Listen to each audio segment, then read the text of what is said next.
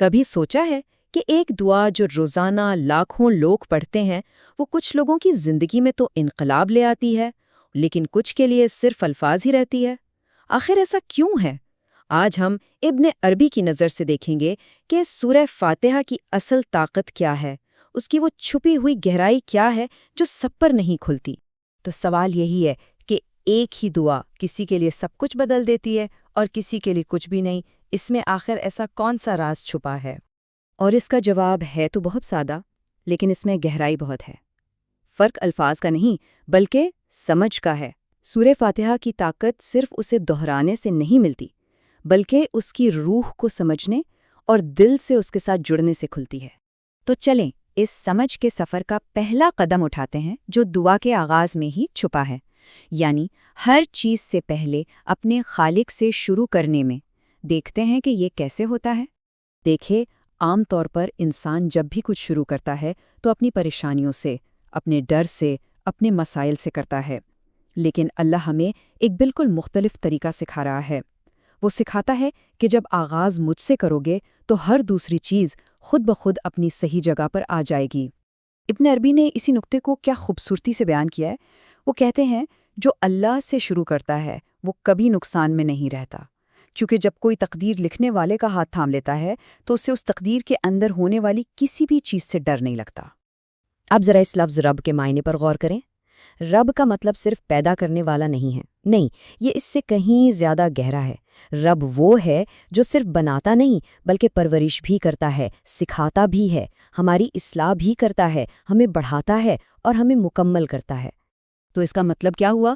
اس کا مطلب یہ ہے کہ زندگی کی مشکلات، یہ تکلیفیں، یہ سزائیں نہیں ہیں، یہ اس بات کی نشانی ہے کہ آپ کو تراشا جا رہا ہے، بالکل ایک ہیرے کی طرح جسے دباؤ سے گزارا جاتا ہے۔ تو یاد رکھیں، آپ کو توڑا نہیں جا رہا، آپ کی تعمیر ہو رہی ہے۔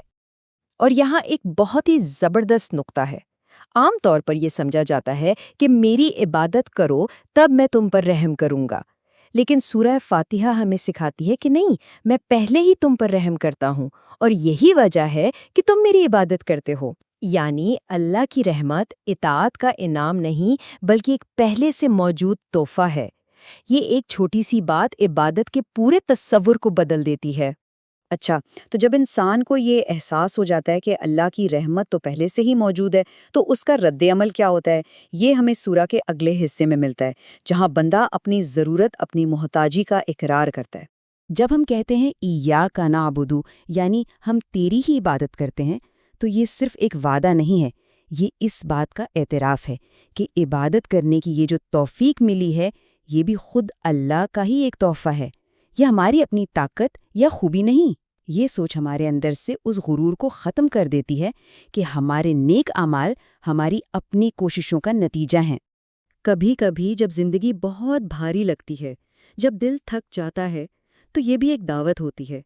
ابن عربی نے کہا، اللہ دل کو تھکنے دیتا ہے تاکہ بندہ آخر کار اس کی طرف لوٹ آئے جو کبھی نہیں تھکتا۔ تو یہ تھکاوٹ دراصل اللہ کی طرف سے ایک پکار ہے کہ آؤ اس کا سہارا لو جس کے خزانے کبھی ختم نہیں ہوتے۔ اور پھر آتا ہے ایاک نستعین، ہم تجھی سے مدد مانگتے ہیں۔ یہ آیت ہمیں اجازت دیتی ہے کہ ہم مضبوط ہونے کا دکھاوا چھوڑ دیں اور آخر کار یہ کہہ دیں کہ یا اللہ مجھے تیری ضرورت ہے۔ اپنی کمزوری کا اعتراف کرنا ہی تو اصل طاقت ہے۔ یہ وہ لمحہ ہے جب سارا بوجھ اتر جاتا ہے۔ تو جب انسان اپنی کمزوری کا اعتراف کر کے مدد مانگتا ہے تو وہ کیا مانگتا ہے؟ وہ سیدھے راستے کی ہدایت مانگتا ہے۔ لیکن یہ سیدھا راستہ آخر ہے کیا، اور اس میں کیا خطرات ہیں؟ ایک عام غلط فہمی یہ ہے کہ سیدھا راستہ بہت آرام دہ اور آسان ہوتا ہے، لیکن حقیقت یہ ہے کہ سیدھا راستہ وہ ہے جو اللہ کی طرف لے جائے، چاہے وہ کتنا ہی مشکل کیوں نہ ہو۔ اکثر آزمائشیں اور مشکلات اسی راستے کا حصہ ہوتی ہیں، کیونکہ یہی وہ چیزیں ہیں جو ہماری روح کو پاک کرتی ہیں۔ لیکن پھر دعا میں جن گمراہ لوگوں کے راستے سے بچنے کی بات کی گئی ہے وہ کون ہیں؟ اس کا جواب شاید وہ نہیں جو ہم عام طور پر سوچتے ہیں۔ دیکھیے، گمراہ ضروری نہیں کہ کوئی جاہل، گناہگار یا الجھا ہوا شخص ہو۔ زیادہ خطرناک طور پر گمراہ وہ ہے جو متکبر ہے، جسے یہ لگتا ہے کہ وہ غلط ہو ہی نہیں سکتا۔ یہ مذہبی غرور کا وہ باریک سا خطرہ ہے جہاں انسان کی اپنی عبادت ہی اس کی عاجزی اور اصل ہدایت کے راستے میں دیوار بن جاتی ہے۔ ان تمام گہرے معنوں کو سمجھنے کے بعد اب ہم اس سورہ کے سب سے حیران کن راز تک پہنچتے ہیں، ایک ایسا راز جو نماز کے تجربے کو مکمل طور پر بدل کر رکھ سکتا ہے۔ یہ صرف ایک تلاوت نہیں، یہ ایک گفتگو ہے۔ جب بندہ کہتا ہے الحمدللہ رب العالمین، تو اللہ جواب دیتا ہے میرے بندے نے میری تعریف کی۔ جب بندہ کہتا ہے الرحمن الرحیم، وہ جواب دیتا ہے میرے بندے نے میری بزرگی بیان کی۔ جب بندہ کہتا ہے ایاک نعبد و ایاک نستعین، اللہ فرماتا ہے یہ میرے اور میرے بندے کے درمیان ہے۔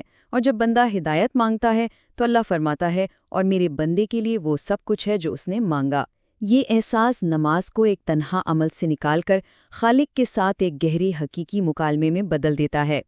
اسی لیے سورہ فاتحہ دل کی اندرونی قید کا علاج ہے، وہ قید جو خوف، جرم، اداسی اور پچھتاوے سے بنتی ہے۔ اس کی ہر آیت ایک چابی کی طرح ہے جو دل اور دماغ کے ان پوشیدہ زخموں کو کھولتی ہے جہاں کوئی دوا نہیں پہنچ سکتی۔ اور آخر میں آمین۔ ابن عربی کے مطابق آمین وہ لمحہ ہے جب بندہ زندگی سے لڑنا چھوڑ دیتا ہے اور آخر کار اللہ کی دیکھ بھال میں سکون پا لیتا ہے۔ یہ صرف ایک اختتام نہیں بلکہ خود کو اللہ کے حوالے کرنے، اس پر بھروسہ کرنے اور اس کے منصوبے کو قبول کرنے کا حتمی عمل ہے۔ آمین کہنے کا مطلب ہے اس کی ٹائمنگ پر بھروسہ کرنا، اپنی بے صبری پر نہیں، اس کی حکمت پر بھروسہ کرنا، اپنی خواہشات پر نہیں، اس کے منصوبے پر بھروسہ کرنا چاہے اس میں تکلیف ہی کیوں نہ ہو، اور اس ذات پر بھروسہ کرنا جس کے ہاتھ میں آنے والا کل ہے۔ آخر میں یہ سورہ صرف قرآن کا آغاز نہیں ہے، یہ ہماری روح کا آغاز ہے۔ یہ روحانی سکون، ہدایت اور اللہ سے تعلق کی ایک ذاتی کلید ہے۔ تو آخر میں سوال یہ رہ جاتا ہے، اگر یہ دعا واقعی ایک گفتگو ہے تو اگلی بار جب ہم نماز میں کھڑے ہوں گے تو ہمارا دل کیا کہے گا؟